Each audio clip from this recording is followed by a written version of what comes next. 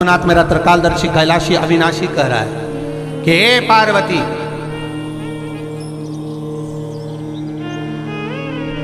एक बीला एक बेल जो मुझे समर्पित करता है और समर्पित करने के बाद उस बेल की महत्वता देखिए, जो बैसाख महीने में बाबा शंकर को जो चढ़ाया जाता है और 1000 अश्वमेध यज्ञ का पुण्य फल हम प्राप्त कर लेते, मात्र एक फल चढ़ाकर, मात्र एक फल चढ़ाकर। हे पार्वती, संसार का मनुष्य जब मुझे वो बेलपत्र समर्पित कर, वो बेल का फल समर्पित करता है, पार्वती वो फल जो मुझे चढ़ता है, फिर मैं भले नर्मदा के जल से निकला हुआ कंकर शंकर क्यों ना हूं, फिर चाहे मैं गंगा के जल से निकला हुआ कंकर शंकर क्यों ना हूं, चाहे फिर मैं यमुना के जल से निकला हुआ कंकर शंकर क्यों ना हूं, चाहे मैं सरयू के जल से निकला हुआ कंकर शंकर क्यों ना हूं, चाहे मंदाकिनी के जल से निकला हुआ कंकर शंकर क्यों ना हूं, हे पार्वती फिर जो भी शिवलिंग पर वो बेल समर्पित होता है, वो बेल उठाकर जीव अपने कार्य में ले सकता है। ये माँ उमा से कह रहा है। तो उस बेल की महत्वता जानेंगे। अब अपन उस बेल को जानने के लिए वापिस स्कंद पुराण में चले, तो स्कंद पुराण में लिखा हुआ है कि जो बेल बैसाख के महीने में शंकर को चढ़ाया जाता है, वो बेल का फल उठाकर रख लिया जाता है।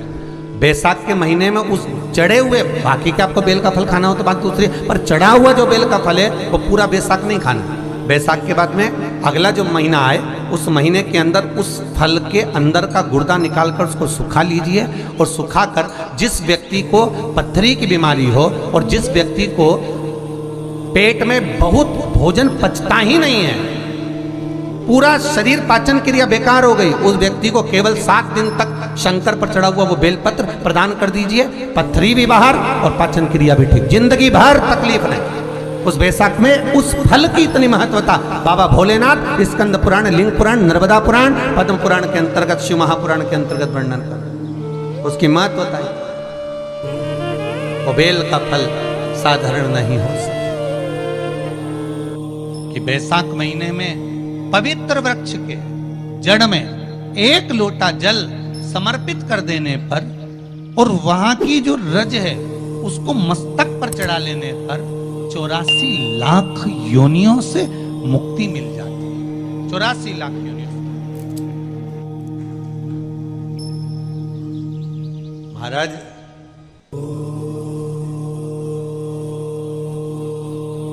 बेलपत्री के वृक्ष के नीचे बैठकर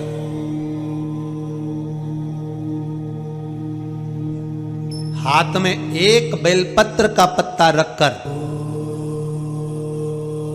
आप पंचाक्षर मंत्र नमः शिवाय, ओम नमः शिवाय या श्री शिवाय नमस्तुभ्यम या महामृत्युंजय मंत्र का स्मरण कर रहे हो, पर डंडी का भाग अपनी ओर, बेलपत्र की बीच वाली पत्ती का भाग बीच वाली उंगली की ओर रखकर अगर आप स्मरण कर रहे हैं और अपनी कामना कर कर बेलपत्री के वृक्ष के नीचे बैठकर उस पत्ते को सम्मुख रखकर बाबा से विनय कर कर एकांत में उस बेलपत्री के वृक्ष की छांव में, बेलपत्री के वृक्ष की छांव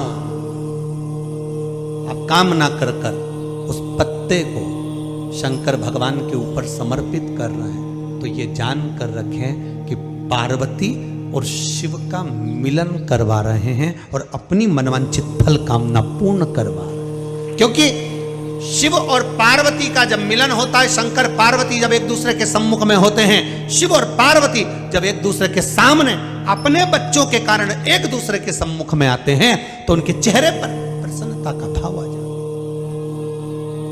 है। फल, मनवांछित फल की कामना आप जिस कामना के लिए कर रहे हो, विवाह के लिए, नौकरी के लिए, सर्विस के लिए, व्यापार के लिए, रोग मुक्ति के लिए, आप जिस कामना से कर रहे हो, ईश्वर महादेव जो व्यक्ति पथभ्रष्ट होता है, जैसे मदिरा के नशे में पड़ गया, कहीं जुए में पड़ गया, कहीं मांसाहार में पड़ गया, कहीं व्यसन में पड़ गया, कहीं गलत काम में अगर कोई जा रहा है, तो श्रम्भेश्वर महादेव के नाम से काली तिल भगवान शिव को समर्पित करी जाती है।